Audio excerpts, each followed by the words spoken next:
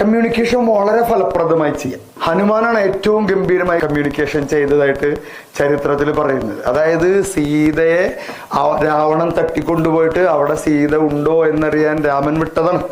ഹനുമാൻ അവിടെ പോയിട്ട് തിരിച്ചു വന്നിട്ട് തിരിച്ചു വരുമ്പോ അങ്ങനെ കാത്തിരിക്കുകയാണ്. അപ്പൊ ഹനുമാൻ ഇങ്ങനെ വരുന്നു, രാമൻ ഇരിക്കുന്നു, ബാക്കി എല്ലാവരും നിൽക്കും, എല്ലാവരും കാത്തിരിക്കുകയാണ്.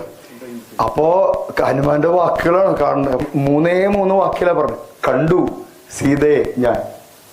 അതോടെ ആഘോഷങ്ങൾ തുടങ്ങി. ഇനി നമ്മളൊക്കെ വിട്ടുങ്ങ എന്തൊക്കെ ഉണ്ടാവുക. നമ്മളാണെങ്കിലോ അവിടെ ചെന്നിട്ട് ആകെ പ്രശ്നമായി. ഞാനവിടെ പോണ വഴിക്ക് ഒരു എയർ ഇന്ത്യയുടെ ഫ്ലൈറ്റ് ഇങ്ങനെ വരും.